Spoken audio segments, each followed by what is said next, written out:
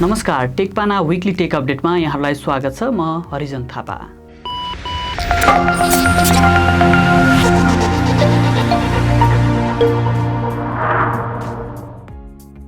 कक्षा 12 मा पढ्दै गरेका नेपाली युवाले फेसबुकको गम्भीर सुरक्षा कमजोरी पत्ता लगाएका छन्। चितवनका 18 वर्षीय युवा समीप अर्यालले फेसबुक मेसेन्जरको च्याट रुमको संवेदनशील कमजोरी फेला पारेका हुन्। यससँगै फेसबुकले उनलाई $3,125 अमेरिकी डलर अर्थात् 3,65,665 रुपियाँ बाउन्टी रिवार्डसँगै हल अफ फेम प्रदान गरेको छ।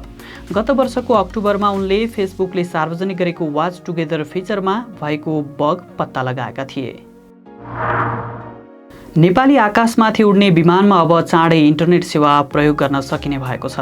त्यसका लागि दुई सेवा प्रदायकले अनुमति प्राप्त गरेका छन्।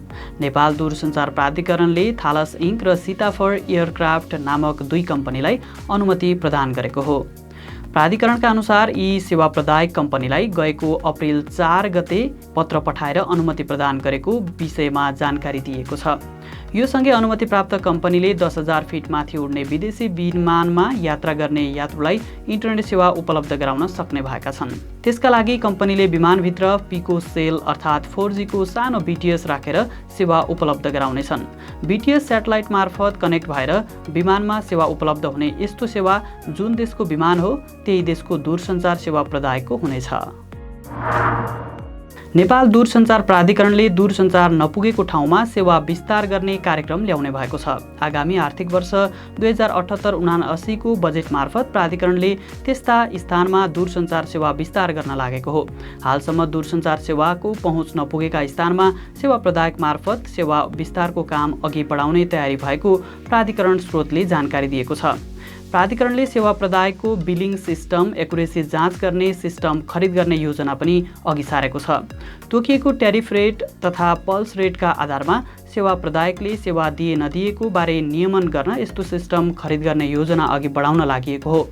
यसैबीच प्राधिकरणले देशभित्र र विदेशबाट हुन सक्ने साइबर हमला रोक्न साइबर सेक्युरिटी सिस्टम निर्माण गर्ने भएको छ। प्राधिकरणले देशको साइबर सुरक्षालाई मजबुत बनाउने उद्देश्यका साथ साइबर सेक्युरिटी सिस्टम निर्माण गर्ने तयारी थालेको हो। प्राधिकरणले विद्युतीय फोहोर व्यवस्थापनका लागि नीति तथा कानुनी फ्रेमवर्क तयार पार्ने कार्यक्रम पनि अघि सारेको छ। आगामी वर्षका लागि काम गर्न तयार पारिएको योजना तथा कार्यक्रम सञ्चार तथा सूचना प्रविधि मन्त्रालयमा पठाइएको छ। त्यहाँबाट पास भएर आएसँगै यस विषयमा थप जानकारी उपलब्ध हुने बताइएको छ। एनसेलले गुगल क्लाउड प्रयोग गर्ने भएको छ। साथै कम्पनीले नेपालमा इन्टिग्रेटेड आइसिटी पोर्टफोलियोको रूपमा हजारौं साना तथा मझौला व्यवसायीलाई गुगल वर्क स्पेस मार्फत सेवा दिने भएको छ। यसका लागि हालै एनसेलको लगानीकर्ता कम्पनी आजियाटाले गुगलसँग सहकार्य गरेको छ। एसियाली क्षेत्रका लाखौं कम्पनीमा डिजिटल रूपान्तरण ल्याउन आजियाटाले गुगल क्लाउडसँग रणनीतिक साझेदारी गरेको हो। यसबाट नेपालसहित एसियाली क्षेत्रका लाखौं व्यवसायी लाभान्वित हुने विश्वास गरिएको छ। त्यस्तै आजियाटाले आफ्ना दूरसञ्चार सेवा प्रदायकमा गुगल क्लाउड सेवा समेत प्रयोगमा ल्याउने तयारी गरेको छ। जल तथा मौसम विज्ञान विभागले बाढी पूर्व सूचना प्रणाली सञ्चालनमा ल्याएको छ। मनसुन आगमन भइसकेको अवस्थामा विभागले यस अवधि भरका लागि बाढी पूर्व सूचना सेवा सुरु गरेको हो। यस अन्तर्गत हरेक दिन बिहान 7 बजे बाढी पूर्वानुमानका लागि वेबसाइट मार्फत बाढी बुलेटिन जारी हुने गरेको छ। त्यसैगरी विभागको टोल फ्री नम्बर 1155 मार्फत जारी हुने एसएमएसबाट सम्भाव्य बाढी सम्बन्धी जानकारी लिन र सावधानी अपनाउन पनि सकिन्छ।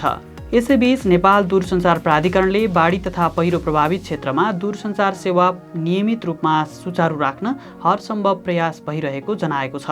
प्राधिकरणले सूचना जारी गर्दै दूरसञ्चार सेवालाई निरन्तर सञ्चालन गर्न सबै सेवा प्रदायकले हरसम्भव प्रयास गरिरहेको जनाएको हो। कुनै क्षेत्रमा दूरसञ्चार सेवा अवरुद्ध भए तत्कालै जानकारी गराउन समेत प्राधिकरणले आग्रह गरेको छ। इन्टरनेट सेवा प्रदायकले लोकप्रिय अनलाइन गेम PUBG को क्यास सर्भर राख्ने तयारी थालेको बुझिएको छ। टेकपानाले आयोजना गरेको दूरसञ्चार नीतिगत बहस श्रृङ्खलामा बोल्दै इन्टरनेट सेवा प्रदायक कम्पनी वर्ल्डलिङ्कका प्रमुख प्राविधिक अधिकृत CTO समित जनले यसको सङ्केत गरेका हुन्। PUBG को क्यास सर्भर नेपालमै भएको अवस्थामा गेम लोडिङ फास्ट हुने र त्यसको अनुभव समेत राम्रो हुनेछ।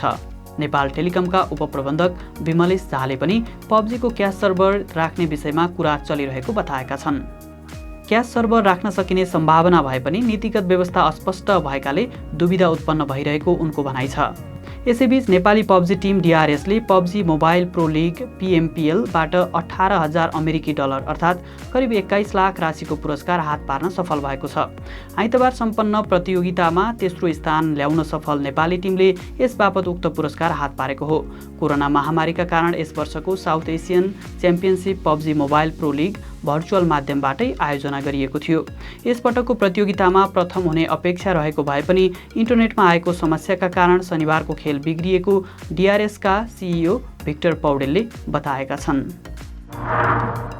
निषेधाज्ञाको समयमा बैंक तथा वित्तीय संस्था बन्द भएपछि अन्तर्बैङ्क कारोबार गर्ने ग्राहकको सङ्ख्या बढेको छ। निषेधाज्ञामा एकातिर बैंक तथा वित्तीय संस्थाका शाखा बन्द हुनु, अर्कातिर ATM बुथ वा खुलेका कतिपय काउन्टरमा जान पनि प्रहरीले रोक्ने अवस्था आएपछि अन्तर्बैङ्क कारोबार बढेको हो। अघिल्लो लकडाउनमा भन्दा अहिलेको निषेधाज्ञामा अन्तर्बैङ्क कारोबार गर्नेहरूको सङ्ख्या बढेको फोनपेका प्रमुख प्राविधिक अधिकृत दिवस सापकोटाले बताए।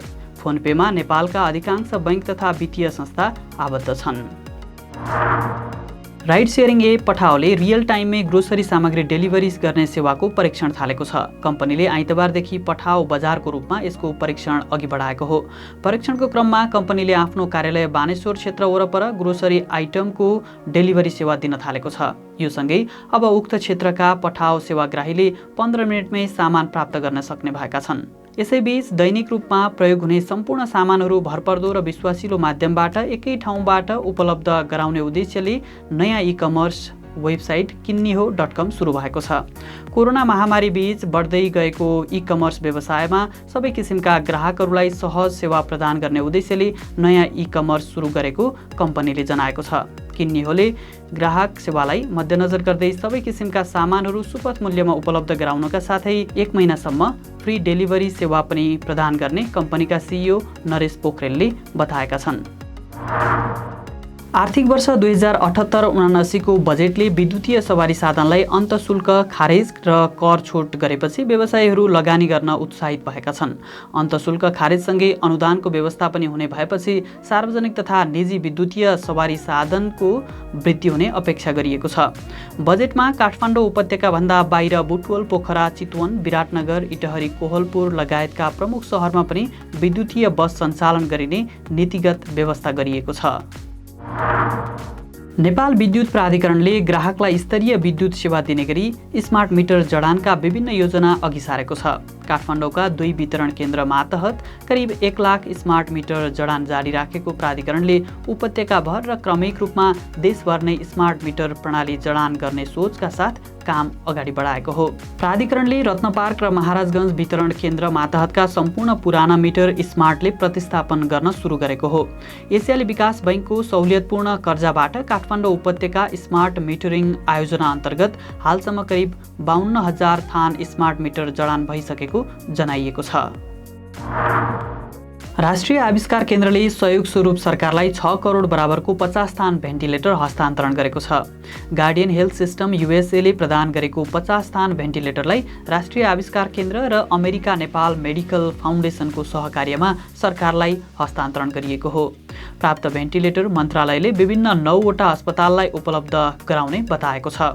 भेन्टिलेटर बुझ्दै स्वास्थ्य मन्त्री शेरबहादुर तामाङले सरकारी अस्पताललाई सुविधा सम्पन्न बनाउने तथा बिरामीलाई बेडको अभाव हुन नदिने गरी पूर्वाधार विकास गरिने बताएका छन्। केही दिन यता प्रधानमन्त्री KP शर्मा ओलीको फोटो दुरुपयोग गर्दै फेसबुक लगायतका सामाजिक सञ्जालमा फिसिङ आक्रमण भएको पाइएको छ। प्रयोगकर्ताको गोप्य डेटामा पहुँच राख्न साइबर हमलाकारीहरूले नेपालमा निरन्तर फिसिङ गरिरहेका छन्।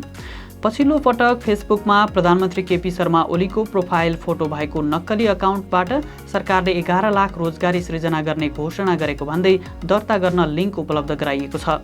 यस्ता लिङ्क क्लिक गर्दा फिसिङको शिकार हुने जोखिम रहेकाले सतर्कता अपनाउन सरकारवालाहरूले सचेत गराएका छन्। पछिल्लो समय सामाजिक सञ्जालमा प्रतिष्ठित कम्पनीको जस्तै देखिने पेज बनाएर फिसिङ गर्ने प्रवृत्ति बढ्दै गएको छ। यसै क्रममा नेपाल टेलिकमको नाममा फेसबुक पेज बनाएर साइबर अपराधीहरूले भ्रामक जानकारी सहित फिसिङ लिङ्क राखिएको पोस्ट पनि बुस्ट गरिरहेका छन्। सामाजिक सञ्जाल फेसबुक मेसेन्जरको दुरुपयोग गरी अश्लील तस्बिर भिडियो पठाउने व्यक्ति पक्राउ परेका छन्। प्रहरीले काठमाडौँ महानगरपालिका वडा नम्बर 17 डल्लु बस्ने 26 वर्षीय सानु पौडेललाई पक्राउ गरेको हो। पौडेलले एक नाबालिकाको फेसबुक मेसेन्जरमा पटक पटक अश्लील भिडियो पठाएका थिए। अपरिचित महिलाको नग्न शरीर जोडी चरित्र हत्या गर्ने कार्य समेत गरेकाले उनलाई प्रहरीले पक्राउ गरेको हो। बन्दाबन्दीको समयमा यस्ता कार्य अझ बढी फैलिएकाले यस्ता कार्यहरू नगराउन साइबर ब्युरोले अनुरोध समेत गरेको छ। एनसेलको लगानीकर्ता तथा मलेसियाको टेलिकम कम्पनी आजियाटा ग्रुप बीएसडी र नर्वेको टेलनोर एएसएको मलेसियामा रहेको मोबाइल सेवा मर्ज हुने भएको छ। आजियाटाका सिइओ इजादिन इद्रिसले मङ्गलबार केही दिनभित्रै मर्जर प्रक्रिया टुङ्गोमा पुग्ने जानकारी दिएका छन्। मर्जरका लागि दुवै कम्पनीले ड्यू डिलिजेन्स प्रक्रिया पूरा गरिसकेका छन्।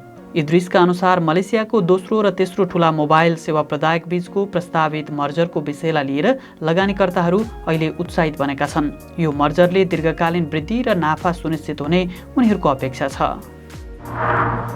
नेपाली बजारमा साओमीको रेडमी नोट 10S सार्वजनिक भएको छ। पछिल्लो समय एकपछि अर्को स्मार्टफोन भित्राइरहेको कम्पनीले रेडमी लाइनअपमा मिड रेन्जको स्मार्टफोन ल्याएको हो। एन्ड्रोइड 11मा आधारित फोन मिडियाटेक हेलियो G95 चिपसेटद्वारा सञ्चालित छ। यो phone 6GB RAM 64GB storage, 6GB RAM 128GB storage र 8GB र्याम 128GB स्टोरेज गरी 3 स्टोरेज भेरिएन्टमा उपलब्ध छ। फोनको पछाडि 4वटा क्यामेरा सेटअप छ, जस अन्तर्गत 64 मेगापिक्सलको प्राइमरी सेन्सर, 8 मेगापिक्सलको अल्ट्रा वाइड, 2 मेगापिक्सलको म्याक्रो र 2 मेगापिक्सलकै डेप्थ सेन्सर रहेका छन्। त्यस्तै 13 मेगापिक्सलको सेल्फी क्यामेरा छ। फोनमा रहेको 5000 mAh ब्याट्रीका लागि 33 वाट फास्ट चार्जिङ सपोर्ट रहेको छ। कम्पनीले नेपाली बजारमा 6GB र्याम र 64GB स्टोरेज भएको भेरिएन्टको मूल्य 24999 र 128GB स्टोरेज भएको भेरिएन्टको मूल्य 26999 तोकेको छ। चीनले बिहिबार अन्तरिक्षमा 3 जना अन्तरिक्ष यात्री पठाएको छ। चीनले आफ्नो नयाँ अन्तरिक्ष स्टेसनमा बस्ने गरी ती अन्तरिक्ष यात्रीलाई पठाएको हो, जसमा निए हाइसेङ, लिउ बोमिङ र थङ हाङबो रहेका छन्। उनीहरूले पृथ्वीबाट 380 किलोमिटर माथि रहेको तियाने मोड्युलमा 3 महिना बिताउनेछन्। 5 वर्षपछि अन्तरिक्षमा यात्री पठाएको चीनले लामो समयका लागि अन्तरिक्ष यात्री पठाएको भने यो नै पहिलो पटक हो। बिहिबार चिनिया लङ मार्च 2F रकेटमाथि रहेको सेन्जाओ 12 नामक यात्रुवाहक यान मार्फत उनीहरू अन्तरिक्ष प्रस्थान गरेका हुन्। बेजिङ समयअनुसार बिहान 9:22 गोबी मरुभूमिमा रहेको भू उपग्रह प्रक्षेपण केन्द्रबाट सो रकेट प्रक्षेपण गरिएको हो। माइक्रोसफ्टले विन्डोज 10 लाई अक्टोबर 14, 2025मा बन्द गर्ने भएको छ। अपरेटिङ सिस्टम सार्वजनिक भएको 10 वर्षपछि कम्पनीले यो ओएसका लागि सपोर्ट बन्द गर्ने मिति घोषणा गरेको हो। थुरोडको एक रिपोर्टमा कम्पनीले विन्डोज 10 होम र प्रोका लागि सपोर्ट बन्द गर्ने मिति तय गरेको उल्लेख छ। माइक्रोसफ्टको यो निर्णयसँगै कम्पनी चाँडै नै नयाँ अपरेटिङ सिस्टम सार्वजनिक गर्ने तयारीमा जुटेको अनुमान गर्न सकिन्छ। कम्पनीले विन्डोज इभेन्टमा ओएसको नेक्स्ट जेनेरेसन सार्वजनिक हुन सक्ने बताएको छ। माइक्रोसफ्टले यसअघि अक्टोबर 13, 2020मा विन्डोज 10 को सपोर्ट बन्द गर्ने घोषणा गरेको थियो। एप्पलले पुराना आइफोन र आइप्याड डिभाइसका लागि सेक्युरिटी अपडेट ल्याएको छ। iOS 12 पछिका अपरेटिङ सिस्टम सपोर्ट गर्न असमर्थ डिभाइसका लागि कम्पनीले इमर्जेन्सी अपडेट जारी गरेको हो। प्रयोगकर्तालाई यो अपडेट सकेसम्म चाँडो डाउनलोड र इन्स्टल गर्न कम्पनीले आग्रह गरेको छ। केही महिना अघि आइफोनमा फेला परेको सुरक्षा कमजोरीले विभिन्न मालिसियस वेबसाइटलाई क्रस साइट स्क्रिप्टिङमा इङ्गेज हुने अनुमति दिएको थियो, जसबाट अन्य एप र संवेदनशील डेटामा एक्सेस गर्न सकिन्थ्यो। एप्पलले आफ्नो सेक्युरिटी सपोर्ट डकुमेन्टमा उक्त कमजोरीलाई सक्रिय रूपमा एक्सप्लोइट गरेको समेत उल्लेख गरेको छ। एन्ड्रोइड 12 को बेटा भर्सन एन्ड्रोइडको इतिहासमै सबैभन्दा बढी डाउनलोड हुने बेटा भर्सन बन्न सफल भएको छ। एन्ड्रोइडका उपाध्यक्ष डेभ बर्कले यसबारे जानकारी दिएका हुन्। उनले एन्ड्रोइड 12 को बेटा भर्सन कति सङ्ख्यामा डाउनलोड भयो भन्ने विषयमा भने कुनै जानकारी बाहिर ल्याएका छैनन्। यसअघि गएको मे महिनामा एन्ड्रोइडको बेटा भर्सन सार्वजनिक भएको थियो, जसमार्फत लामो समयपछि एन्ड्रोइडको इन्टरफेसमा उल्लेख्य परिमार्जन गरिएको छ। यसको हालसम्म फाइनल भर्सन उपलब्ध भएको छैन। आउँदो अगस्तबाट फुल भर्सन उपलब्ध गराउने तयारी एन्ड्रोइडको छ। गुगलले आफ्ना प्रयोगकर्ताको लागि गुगल वर्क स्पेस र गुगल च्याट खुला गरेको छ। अब गुगल अकाउन्ट भएका सबै प्रयोगकर्ताले Google Workspace G Suite प्रयोग गर्न सक्नेछन्। यो अपडेटसँगै गुगल प्रयोगकर्ताले अब Gmail, Docs, Chat, Meet, Drive, Sheets लगायत गुगल एपहरूमा थप सिस्टमहरू प्रयोग गर्न सक्नेछन्। यी सबै एपहरू अब एउटै ट्याबमा प्रयोग गर्न सकिनेछ। नयाँ सुविधाहरू प्रयोग गर्न जीमेलको सेटिङमा गएर त्यहाँ भएको च्याट एन्ड मिट अप्सनलाई इनेबल गर्न सकिन्छ। यसैबीच गुगल मेसेजमा इन टु इन इन्क्रिप्सन सेवा सुरु भएको छ। यो सँगै गुगल मेसेज अझ बढी सुरक्षित भएको छ। यो फिचर उपलब्ध भएसँगै गुगल मेसेजमा आदान प्रदान हुने मेसेज गुगलका साथै अन्य कुनै पनि थर्ड पार्टीले पढ्न र हेर्न सक्ने छैनन्। छिमेकी देश भारतमा 5G परीक्षण सुरु भएको छ। यस अन्तर्गत एयरटेलले सोमबार 5G नेटवर्कको परीक्षण सुरु गरेको छ। हालै भारत सरकारले सेवा प्रदायकहरूलाई 5G परीक्षणका लागि फ्रिक्वेन्सी उपलब्ध गराएको थियो।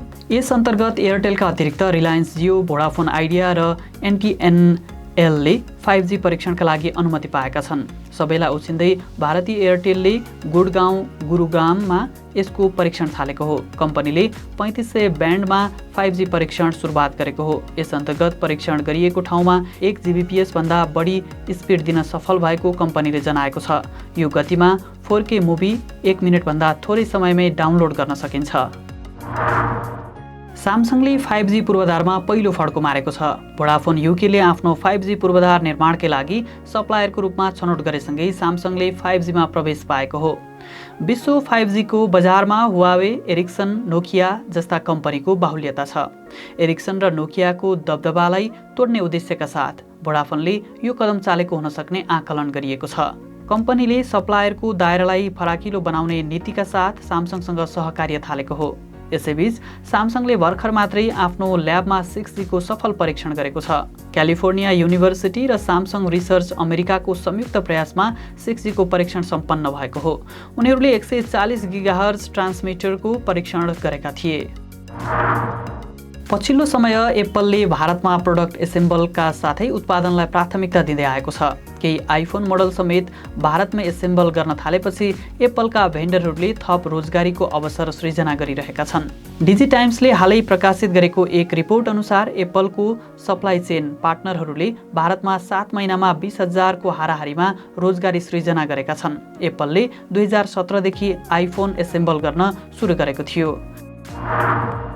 तोशिबा कम्पनीका अनुसन्धानकर्ताले 600 किलोमिटर लामो फाइबर नेटवर्क मार्फत क्वान्टम इन्फर्मेसन पठाउन सफल भएका छन्। उनीहरूले यसअघिको आफ्नो उपलब्धिलाई पछि पार्दै यो रेकर्ड हासिल गरेका हुन्। यो सँगै अब एउटा शहरबाट अर्को शहर तथा एक देशबाट अर्को देशमा फाइबर नेटवर्क मार्फत सुरक्षित रूपमा जानकारी आदान प्रदान गर्न सकिने देखिएको छ।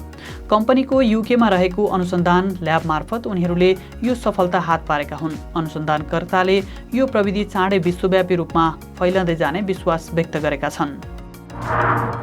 पछिल्लो समय विश्वका चर्चित कम्पनीहरूले साइबर हमला घटना बेहोरिरहेका छन्।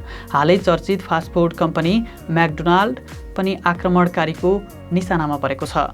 यस अन्तर्गत संयुक्त राज्य अमेरिकाका बिजनेस इन्फर्मेसनका साथै दक्षिण कोरिया र ताइवानमा रहेका कम्पनीका ग्राहकहरूको डेटा ब्रिच भएको हो। ब्रिच भएको डेटामा इमेल, डेलिभरी एड्रेस र फोन नम्बर समावेश छन्। कम्पनीले भुक्तानी विवरण भने लिक नभएको बताएको छ। कम्पनीका प्रवक्ताले ब्रिच भएका फाइलहरूमा समावेश भएका नियामक र ग्राहकलाई सूचित गरिएको बताएका छन्।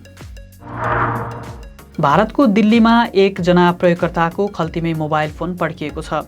ओप्पो A53 स्मार्टफोन खल्तीमै पड्किँदा उनी घाइते भएको समाचार छ। घटनाबाट घाइते भएका व्यक्तिसँग गरेको कुराकानी एक युट्युबरले सार्वजनिक गरेका छन्। बताइए अनुसार आफ्नो खल्तीमा मोबाइल राखेर उनी अटो चलाइरहेका थिए, तर अचानक खल्तीबाट धुवाँ उड्न सुरु भयो र हेर्दा हेर्दै फोन आगो लाग्यो। घटनाबाट उनको दुवै खुट्टामा चोट लागेको छ। यसैबीच ओप्पोले क्षतिपूर्ति बापत पीडितलाई 1 लाख भारु नगद सहित मोबाइल समेत उपलब्ध गराएको छ। टेकपाना विकली टेक अपडेट आजलाई यति नै। प्रविधिबारे थप जानकारीको लागि टेकपाना.com भिजिट गर्न नभुल्नुहोला। हामीलाई युट्युब र टिकटकमा पनि फलो गर्दै गर्नुहोला। आजको टेक अपडेटबाट म हरिजन थापा बिदा हुन्छु। नमस्कार।